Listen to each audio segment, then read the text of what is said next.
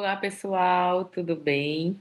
É com muita honra que eu estou hoje aqui para ministrar para vocês uma aula sobre fisioterapia vestibular em comemoração aos 5 anos de canal Neurofuncional do meu amigo Rogério Souza, que conduz esse canal com tanta maestria, repassando para todos nós muita informação embasada sobre a fisioterapia neurofuncional. Meu amigo Rogério, parabéns por esse momento. E eu fui convidada para falar sobre aquilo que eu mais gosto dentro da fisioterapia, que é sobre a fisioterapia vestibular.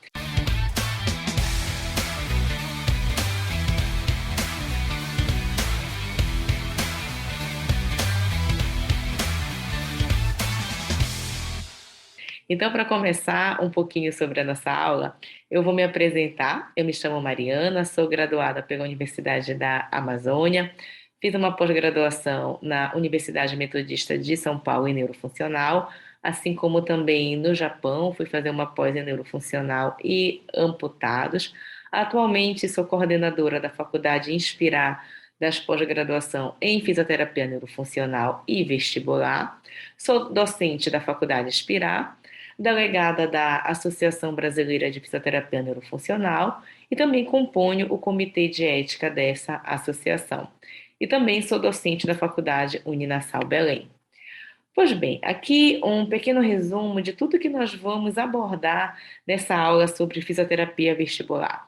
Vamos falar sobre alguns conceitos da fisioterapia vestibular, temos que abordar também um pouco sobre a anatomia e a fisiologia desse sistema, já que vamos falar sobre algumas labirintopatias, vamos falar sobre a famosa labirintite, que é um termo que se popularizou para denominar muitos quadros de tontura. Vamos falar sobre algumas disfunções vestibulares, sobre alguns testes de cabeceira, sobre os principais sinais e sintomas das vestibulopatias, quando devemos realmente indicar a fisioterapia vestibular, sobre os principais reflexos que compõem esse sistema.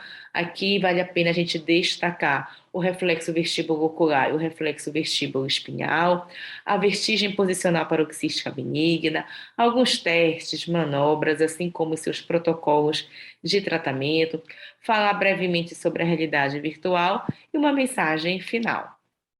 Pois bem, vale a pena a gente ressaltar que a fisioterapia vestibular, ou também conhecida como reabilitação vestibular, já que essa área ela pode ser realizada por outros profissionais da área da saúde, por isso que o termo reabilitação vestibular também está envolvida, já que alguns outros colegas da área da saúde podem também atuar dentro da área da otoneurologia. Pois bem, a fisioterapia vestibular, ela é indicada para ela reduzir os sintomas relacionados com algumas disfunções do sistema vestibular e também promover a melhora das queixas dos pacientes que vão se queixar de quadros de distúrbios do equilíbrio e de quadros de tontura.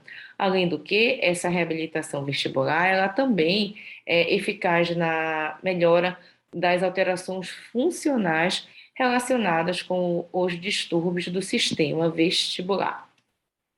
Então, aqui brevemente, vale muito a pena a gente falar sobre a história da fisioterapia vestibular, que teve início em 1940, quando um fisioterapeuta chamado Cooksey e um médico chamado Keltorne elaboraram um protocolo de tratamento para alguns pacientes que tinham disfunções vestibulares, que, por sinal, foi um dos primeiros protocolos elaborados para tratamento de tontura. Vejam que no Brasil, por exemplo, a fisioterapia vestibular, ela foi reconhecida pelo nosso Conselho Federal de Fisioterapia e Terapia Ocupacional como área de atuação do fisioterapeuta em 2012. Então, é uma resolução que ela tem praticamente 10 anos, é considerada, né, recente, para que o fisioterapeuta pudesse, de fato, realmente atuar de forma reconhecida nessa área. E essa resolução, ela foi dividida em 4 artigos, no qual, por exemplo, o artigo 1º, ele reconhece a reabilitação vestibular como outros sinônimos, como, por exemplo, reabilitação labiríntica, fisioterapia vestibular, fisioterapia labiríntica, cinesioterapia vestibular, entre outros. O artigo 2º dessa resolução, ele relata que a reabilitação vestibular, ela é o conjunto de procedimentos de avaliação e tratamento que visa melhorar o quadro de tontura e de desequilíbrio referido pelos pacientes. E também, essa resolução, o artigo 3º preconiza que durante a sua avaliação, o fisioterapeuta ele pode se munir de testes e escalas que são validadas e padronizadas, além do que também podem utilizar recursos como a posturografia, podem fazer análise de marcha, manobras, entre outras condições, visando sempre a avaliação do sistema vestibular e de todos os outros sistemas que também vão fazer a integração do equilíbrio. E o artigo 4º, não menos importante, ele relata que o fisioterapeuta, na avaliação vestibular, ele também pode utilizar alguns recursos terapêuticos, como, por exemplo, o meio aquático para realizar o tratamento das disfunções vestibulares, tais como também algumas manobras de reposição e algumas técnicas de terapia manual, entre outros. Pois bem, começando aqui a falar sobre o sistema vestibular, eu tenho certeza que muitos conhecem os nossos 5 sentidos, né? Que são tato, paladar, audição, olfação e a visão. Porém, nós também temos um sexto sentido, né? A gente costuma dizer que a gente tem um sexto sentido que faz a detecção do movimento. Sexto sentido esse que vai fazer a estabilização da imagem. Esse sentido também ele está relacionado com a orientação espacial e também está relacionada com o equilíbrio. De quem eu estou falando? Desse sistema maravilhoso que se chama sistema vestibular. Eu ainda ouço muito falar que o sistema vestibular ele é o sistema do equilíbrio, quando na verdade o sistema vestibular, sim, ele integra o equilíbrio. Mas quando a gente fala sobre equilíbrio, nós vamos ver um pouco mais lá na frente que nós temos que falar sobre a integração de vários sistemas, como, por exemplo, sistema vestibular, sistema visual e sistema somatosensorial. Quando, na verdade, de acordo com a sua fisiologia, o sistema vestibular tem como função fazer a detecção de movimento, né? Então, o sistema vestibular, ele capta essa aceleração do movimento. Então, para que a gente possa compreender um pouco sobre esse sistema, vale muito a pena a gente falar rapidamente sobre a sua anatomia. Então, sabe-se que o sistema vestibular, ele se encontra no ouvido interno, né? Lembrando que o nosso ouvido ele é dividido em 3 partes. O ouvido externo, né, que é constituído pelo pavilhão auditivo externo, pelo canal auditivo, até chegar à sua membrana timpânica, aonde a partir dali nós vamos encontrar o nosso ouvido médio, constituída por essa câmara de ar e os 3 ossículos, martelo, bigorna e o estribo, e o ouvido interno, que é onde nós vamos encontrar o nosso sistema vestibular. Sistema vestibular esse, né, que ele vai ser constituído pelo labirinto. Labirinto que tem a sua divisão de labirinto ósseo e labirinto membranoso. Labirinto ósseo esse que ele será constituído pelos 3 canais semicirculares, anterior, posterior e lateral, o vestíbulo e a cóclea. E o labirinto membranoso, ele também vai ser constituído pelos canais semicirculares e por 2 órgãos otolíticos, né, que nós vamos conhecer os que são o trículo e o sacro. Além do que, no interior dos canais semicirculares, no labirinto membranoso, nós vamos ter um líquido circulante, no qual nós vamos chamar de endolinfa. Então, essa endolinfa, ela circula dentro dos canais semicirculares e nós vamos ver a importância desse líquido.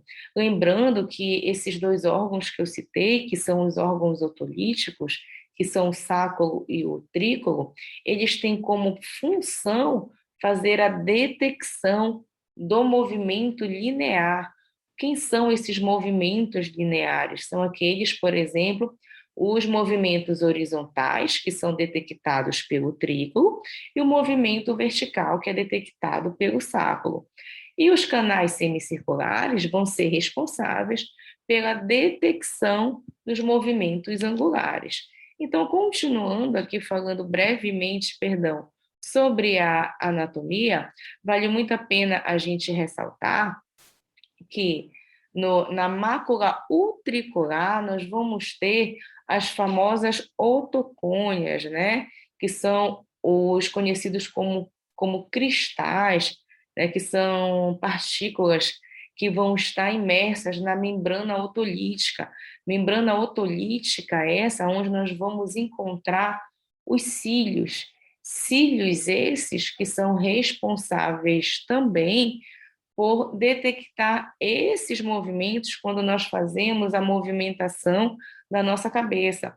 Quando a gente faz a movimentação da nossa cabeça em diversos planos, os cílios também se movimentam. E esses cílios, eles são conectados com as células neurais, no qual vão encaminhar essas informações até o sistema nervoso central, onde essas informações elas serão interpretadas. Vale muito a pena a gente citar aqui que esses cílios, quando eles sofrem a movimentação, quando a gente, por exemplo, faz a movimentação cefálica, nós temos um cílio maior, chamado de quinocílio, e os cílios menores, chamados de estereocílios. Esses cílios menores, quando eles se debruçam sobre os cílios maiores, sobre os quinocílios, eles causam uma excitação. Quando os cílios maiores, que são o quinocílio, se debruçam sobre os menores, eles causam uma inibição dessa informação. Então, vale muito a pena a gente conhecer essa anatomia para que a gente possa compreender, por exemplo, quando a gente está ativando e quando a gente está inibindo um canal semicircular.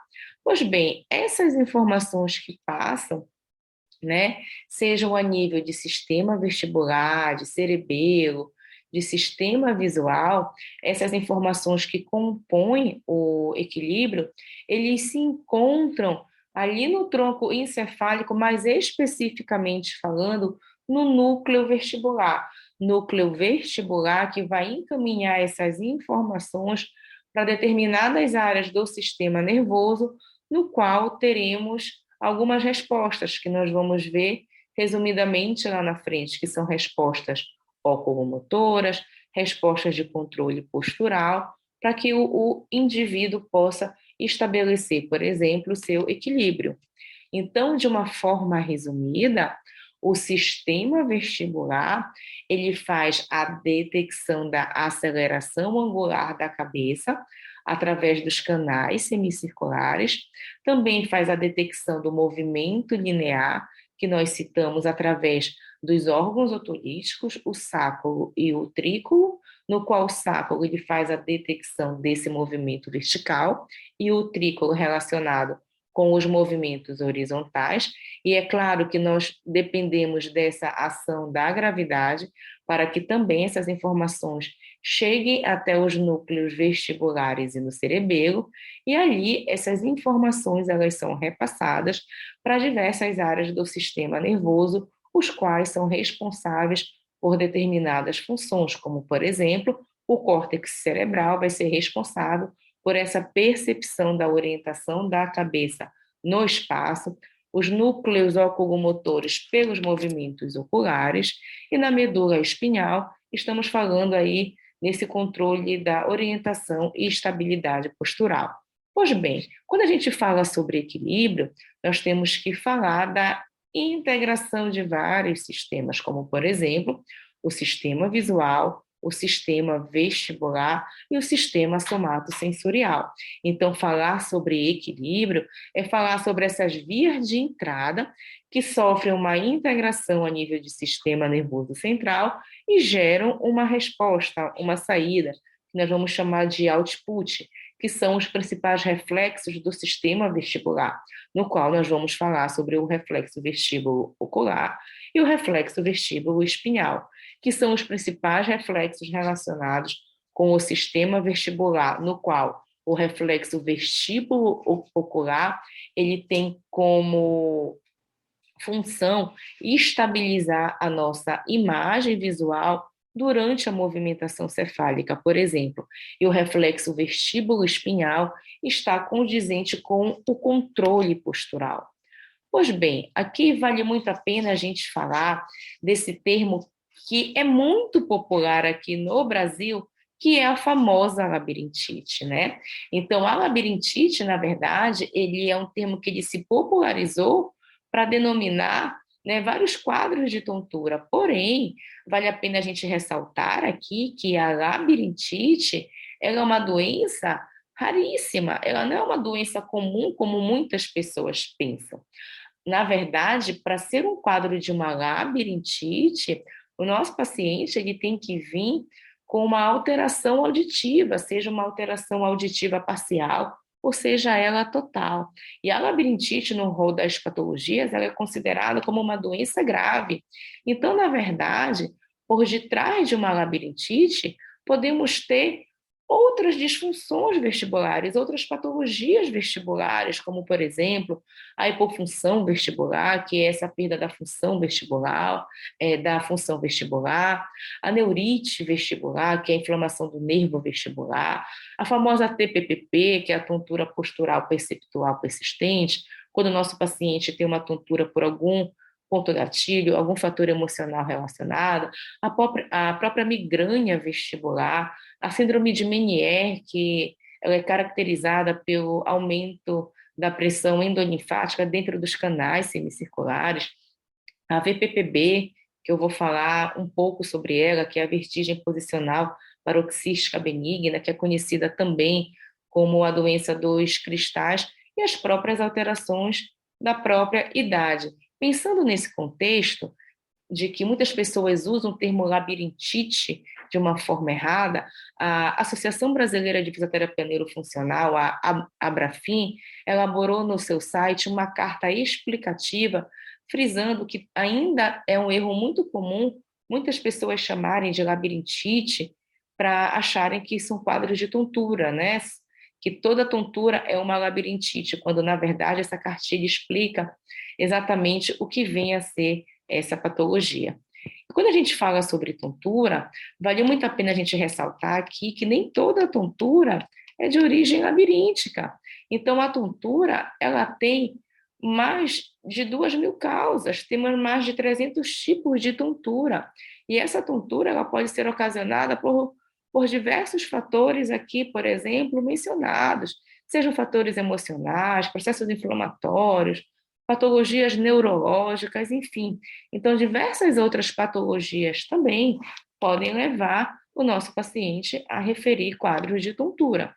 Então, os principais sinais e sintomas das disfunções vestibulares, eu ressalto aqui o quadro da vertigem, que é aquela ilusão do movimento, o próprio nistagmo, que se caracteriza por um movimento involuntário dos olhos, com a fase rápida e obrigatoriamente com uma fase lenta dessa movimentação ocular, as alterações auditivas, as alterações de equilíbrio, as alterações posturais, náuseas, vômitos e as próprias alterações emocionais também.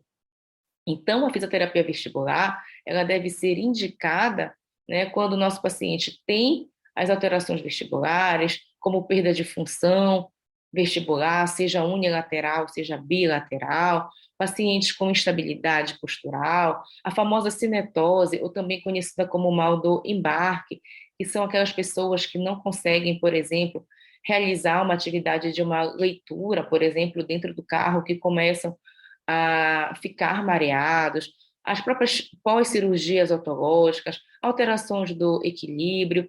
Então, aqui eu destaco a importância da avaliação cinético-funcional vestibular, avaliação essa que ela é dividida em 3 momentos, que é muito importante a gente utilizar o titrate, que é exatamente saber há quanto tempo o nosso paciente está com essas queixas, quando é que o nosso paciente refere quadro de tontura, desequilíbrio, e focar nesse exame físico. Pensando nessa avaliação, vale a pena ressaltar aqui que essa avaliação ela deve obedecer a alguns princípios, como, por exemplo, o princípio do SMART, no qual ele preconiza a especificidade desse tratamento, né?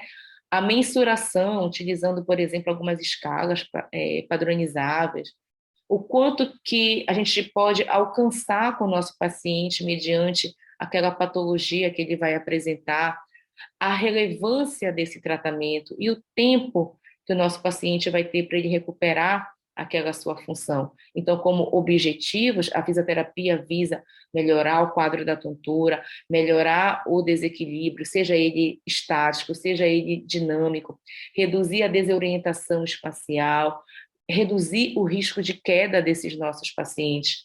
Então, dentro da fisioterapia vestibular, nós temos o que chamamos de testes de cabeceira, que são aqueles famosos bedside tests, que eles têm que obedecer, por exemplo, algumas avaliações. Eu sempre digo que o sistema vestibular, ele não é um sistema que eu consigo tocar nele para avaliar. Então, a avaliação dele se preconiza por alguns reflexos, como, por exemplo, o reflexo vestíbulo ocular, que a sua avaliação, por exemplo, ela se dá por alguns testes específicos, como o teste do impulso cefálico, como o teste da vibração da mastoide. Temos que avaliar a motricidade ocular. Os olhos, eles são a janela para o labirinto, né? Então, é através dos olhos, da movimentação ocular, que nós chegamos até o nosso labirinto, já que os músculos extrínsecos dos olhos, eles são conectados com os canais semicirculares. Então, avaliar a movimentação ocular é chegar até esse labirinto, avaliar se o nosso paciente vai apresentar o nistagmo, como eu já citei anteriormente, além de avaliar a estabilidade corporal e também avaliar pelos exames neurológicos. Então, pensar sempre na disfunção vestibular, pensar na utilização da CIF para que a gente possa elaborar as estratégias diagnósticas e terapêuticas para os nossos pacientes, tentando melhorar as disfunções que levam eles para riscos de queda, por exemplo, e sempre inserir esse indivíduo pensando na sua atividade e na sua participação.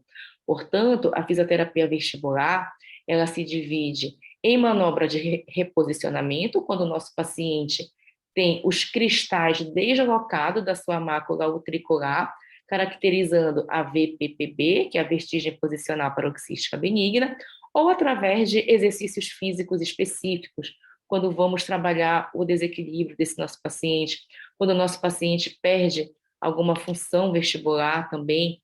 Então, aqui eu selecionei uma das patologias mais comuns, que é a famosa VPPB, conhecida como a doença dos cristais, quando, por algum motivo, esses cristais se deslocam da mácula utricular e caem nos canais semicirculares, e não há medicação que faça o cristal voltar para sua posição. O que faz o cristal voltar para sua posição são as manobras realizadas. E para cada canal, nós temos uma manobra específica, né? Como, por exemplo, para o canal posterior, manobra de Epley, manobra de Seymour, para canal lateral, manobra de Buffoni, Lempert, manobra de Zuma, e para canal anterior, a manobra de Iacovino.